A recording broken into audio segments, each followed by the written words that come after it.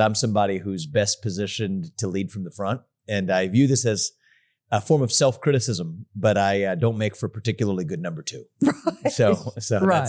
that's you got to know your weaknesses. And for me, that's one of mine. And your primary opponent is, or potentially for the Democrats, is Amy Acton, who's described as the Dr. Fauci of Ohio. I think correctly described as such, yes. Is that how you're going to, one of your sort of methods of attack for her? Well, I think about it less as attack and more just let's talk about what's true, right? So she doesn't really have much of a public record of taking a position on really any matter of public importance other than COVID policy. And she had different viewpoints than mine, both at the time and today. Like what? Well, she led Ohio to be the first state in the country that actually shut down our public schools. Right. Which I thought was not an area where we wanted to be first. In fact, an area where I did not want Ohio to shut down our public schools at all. No. But the irony is, see, I went to public schools in Cincinnati through 8th grade. And then I went to a private Jesuit high school called St. Xavier for high school. You look back now, Cincinnati public high schools, they were closed for a year and a half during COVID. Private high schools like the one I went to were closed for 5 days or less. The irony is that those kids in the public schools are never going to get that year and a half of their education back, which leaves us with a situation that's so telling with modern politics. The people who preach the most about inequality are often the ones who implemented the policies that create that inequality. Isn't that an irony? Do you think that's it is an deliberate? Ultimate irony?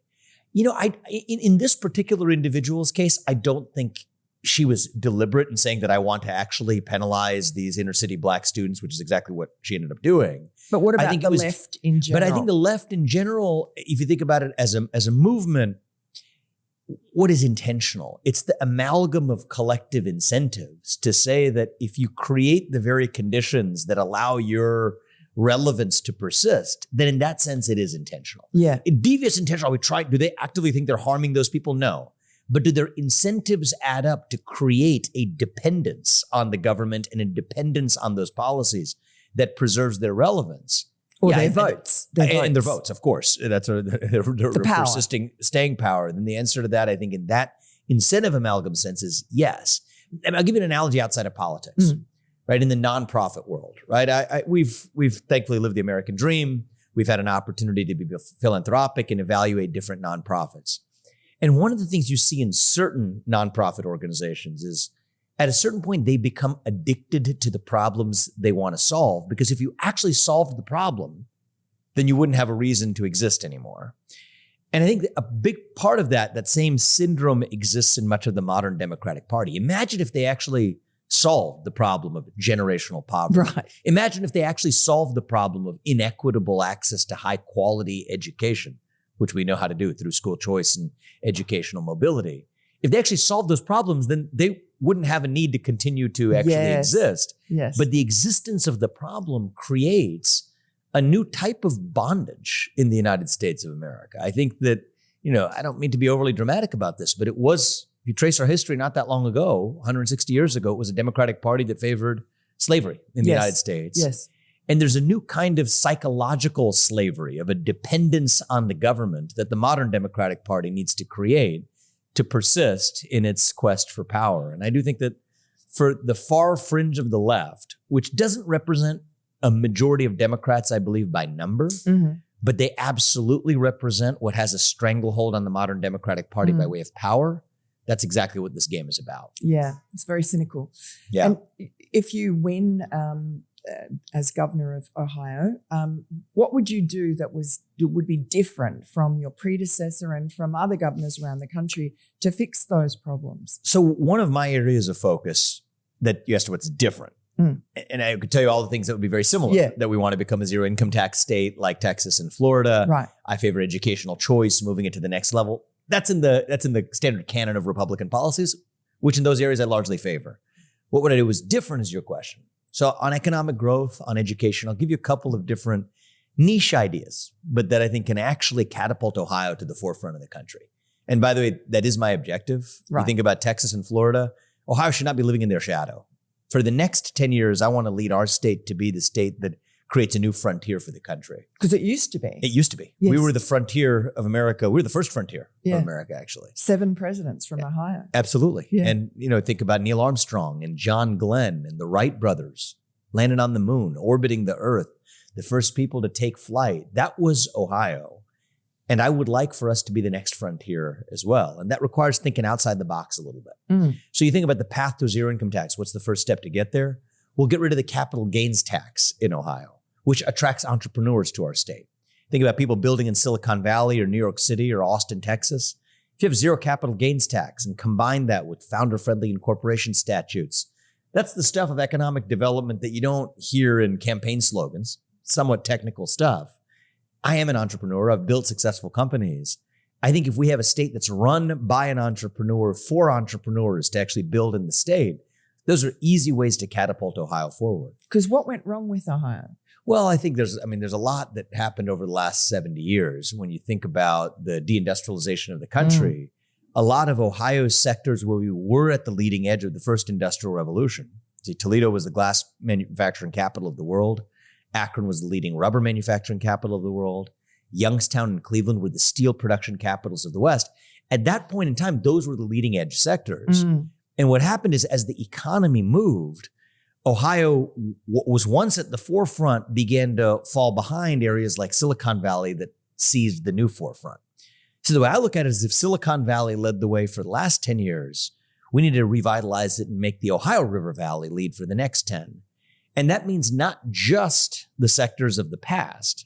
We build on those foundations, but to also embrace the sectors of the future, even the state where we embrace AI and quantum computing. Yeah. Not to take old jobs, but to make new jobs through workforce training and education. And that's the other area where you say what's different in Ohio from other standard Republican canon talking points is the traditional Republican canon on education, which I favor, is school choice. But I don't think we've had a serious Republican governor who has rolled up our sleeves and actually elevated the standards of performance of public schools themselves.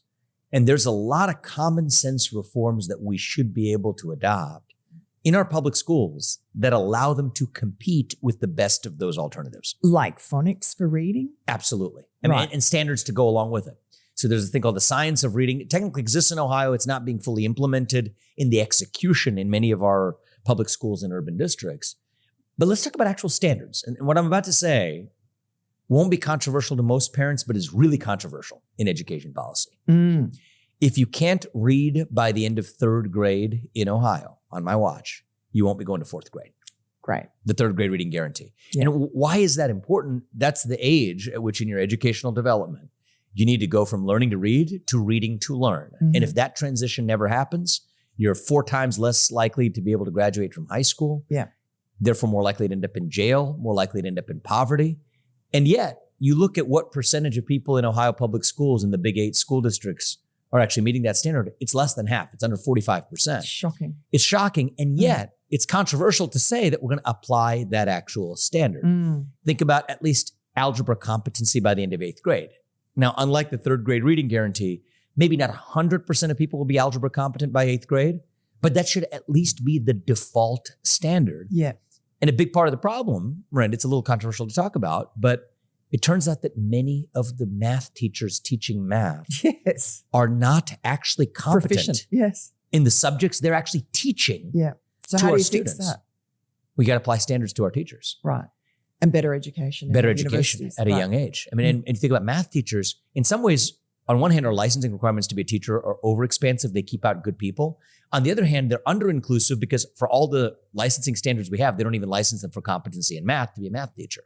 So it's common sense reforms. Absolutely. Absolutely we would. Especially in math, I want those teachers to be paid more. Right. Because if you're competent in math, turns out there's a whole economy for people who are competent in math to get jobs outside of education. Yeah. We need to understand that those teachers may need to be paid differentially. Yeah. 75% of 8th graders right now across the country are not proficient in math. The average student in China is a full 4 years ahead of the average student here in the US, which if we do the math on that, okay, a 7th grader here is performing at the same standard as a 3rd grade student in China, which is totally unacceptable. Yeah. And Vietnam and Singapore. Oh, Singapore were everywhere. 5 years. Yeah, Five, right. so an eighth grader is the equivalent of a third grader in Singapore. Yeah. So I use China as an example just But because it's they're the same across the West. I mean, whether competitor. it's Australia or England, Yeah. we're all falling behind the Southeast Asian countries, China. We got to turn that around. Why is that?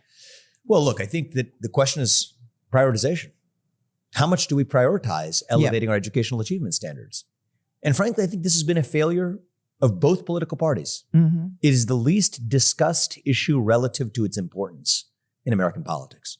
Fads like antiphonics, whole word language, new math, that's all complicated teaching. I've been in Vietnam in very poor schools they've got 40 kids to the classroom and they're just learning old school math. Well, I mean, if you adopt Singapore math curriculum in the US, you already see better results in math competency. Absolutely. Would you do that in Ohio? I think it's reasonable to do it. Yeah. Wow. So we're looking at curricular enhancements. And I'm not saying Singapore math is the only way, but it's a pretty darn good standard relative to what we're getting here in most of our public schools. Now, a lot of this is also something that's got to start with the family. It's not the government's going to fix everything. So when I say we adopt Singapore math here, you do see important improvements in academic standards, but not to the full extent that you see in Singapore. A big part of that is a family emphasis on education in Singapore as well. So I think part of this job of leading as a president, or in the case of the nation, or the governor in the case of Ohio, is that half the job of a chief executive is, yes, to set these policies, and we're going to do that.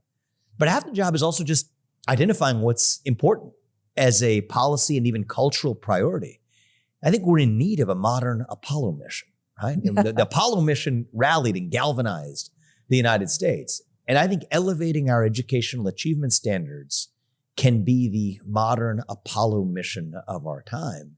And I think it's necessary, by the way. I mean, if you think about entering this era of AI and quantum computing, if we roll this forward 20 years and our students are still 4 years behind China and 5 years behind Singapore, that will mark the end of American exceptionalism and greatness unless we turn that ship around. Now, I'm confident we can, and I'm confident that we will in Ohio and as a model for the country. But I think that is the moral imperative in front of those of us who care about preserving America's purpose in the world and in human history.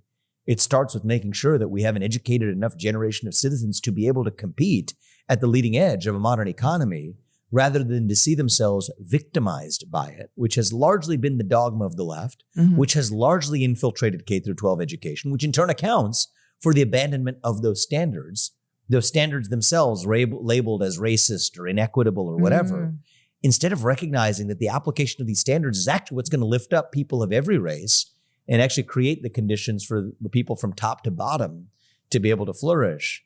That's the turnaround we need. And my criticism of the left is I think they're responsible for a lot of those lowering or abandonment of standards. My criticism of our friends and our coalition, and myself included in that, on the right, is we haven't done enough to be able to, while in power, elevate and apply those standards. And that's what we're going to change when I'm elected in Ohio. We're sort of bordering on your very controversial tweet about H-1B visas, which I think you were misunderstood, and on the right, people ran away with that and said that you're wanting to have influxes of, immigrants into the country to change the culture, and that you were critical of American culture. You said, we need to change the culture so that the jock and the homecoming queen, I'm paraphrasing, aren't elevated over the valedictorian or the math Olympiad. That they're all elevated is what we want, right? And so So when you made that tweet, I think you were on holiday in Brazil or something. Yeah, that's right. You just tossed it off, yeah, not realizing you'd get millions of views and be very controversial. Yeah. Well, as you know, when I ran for president, I'm not afraid to start a conversation that we need to have. And then this is the conversation is, by the way, on H-1B, is that a broken system? Of course it is. I've said so millions of times. That's irrelevant compared to our own deeper failure in education that we need to address. That's what I'm talking about. So, and people are uncomfortable. Were you misunderstood, or what was your point there when you talked about, there seemed like there was an element of dissonance, the math nerd who was, felt that the jock was elevated over him. Well, I think that we got to celebrate success in every form. I mean, what made this country great is that we're the country where every path is open to every child. And there's this conversation around, okay, why are we less competitive than some of these other countries? compared to where we were 55, 60 years ago, where we were in 1950, where we were after World War II. We were the unambiguous leaders of the world. Where are we today? Right? For those who say, myself included, that it is time to make America great again, where does the again come from? We wouldn't have to make America great again if we already were where we were immediately after, or where we came out of World War II. And a big part of that failure is the fact that our education system has fallen behind. Mm-hmm. It's a moral failure. And if we really want to lead in those sectors of the future, what do I want for our economy? I want one where people who are born and raised in Ohio go on to achieve the maximum of their potential, that they are the workers who are lifted up by a modern economy. That's what I want. In order to achieve that, if we're really serious about it, not lip service on Twitter. A lot of people do lip service on Twitter. If you actually really care about the problem and you're not talking about fixing public education in this country, that means you're not serious. You're entirely unserious. If you're talking about elevating American workers, which I care about, but you're not talking about the quality and the failures of our public schools, it means you don't mean what you say, because you're not actually paying attention to the root cause. And I refuse to abandon the root cause focus. And that's an uncomfortable message for some people. I mean, the idea of, if you care about somebody, you tell them the truth. If you care about yourself, you can tell them what they want to hear. That's easy. But if you care about somebody, you tell them the truth. And I've always been somebody who challenges the people we love the most. And I would love to be challenged by them too. That's what makes our country better. And frankly, I think we need more leaders who are willing to challenge our audiences, challenge our own base, to lift ourselves up and be the best version of ourselves. And that's the kind of leader I'm going to be for Ohio. That's the country I grew up in, where even many of my best friends are people who we disagree with vehemently, but we ought to be able to have actual hard, open debates rather than just giving people the paeans and the standard trite slogans that have brought down our politics. What triggered you then to make that tweet while you were on holiday? It's triggered is anything. Prompted, yeah. Well, I think that the fact is, in November we won, and it's a beautiful thing. And I want us to see and use that victory to actually fix so many of the failures that have held our country back. And President Trump correctly, I went to so many of his rallies over the last year and traveled this country to do my part to help him get reelected. And at every one of those speeches, what did he say? We are a nation in decline. Mm-hmm. He said at every one of those speeches. And why did he say it? He said it because in some measure, it's true. Mm-hmm. It's true. Now, maybe it lands differently when I say it. Why is that? I don't know. Apparently it does for some people, but it's the truth. And the reality is, even if we're a nation in decline, we don't have to stay that way. And that's the part I want to get to. See, we may have been a nation in decline for the last half decade. We may have been a nation in decline for much of even the last half century, but it doesn't have to stay that way. I believe we can still be a nation in our ascent, but we have to confront what the actual failures are. And I think one of those deepest failures is the failure in our education system. It is a moral imperative to make sure that our kids and their generation are equipped to be at the forefront of a modern economy. And are we prioritizing that to the extent that we should right now as a country? No, we're not. I think the left is mostly responsible for the failure, but is the right doing everything that we should to elevate those standards, Miranda? I don't think we are, not yet. And it's a big part of why I was called into hopefully being in a position to elevate those standards of performance in a positive way. And I think that is a precondition for reviving American greatness. You think about the woke infection, right? And here we have a lot of unity on the right. We'll talk about the left's rejection of excellence, the left's rejection of American unity in favor of racial and identitarian division, gender, race, sexual orientation.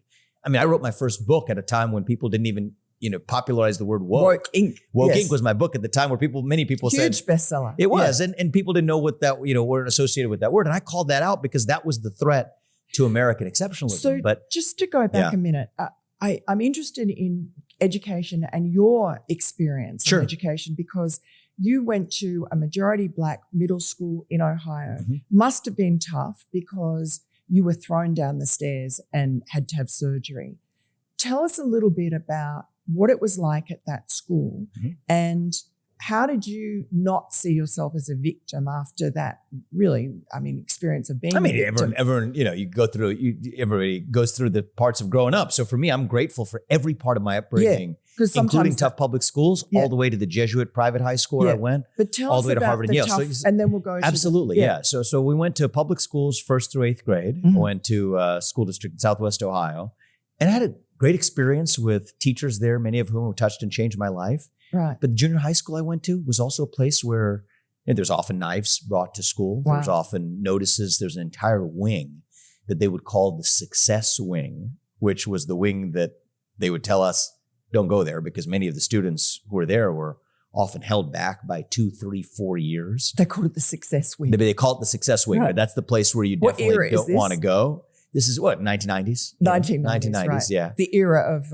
everyone wins a prize. That's right. The participation trophy culture began. Yeah. And I think that we'll come back to this, but in some measure, we've even turned graduation from high school into a participation trophy. And I don't think that's doing anyone any favors.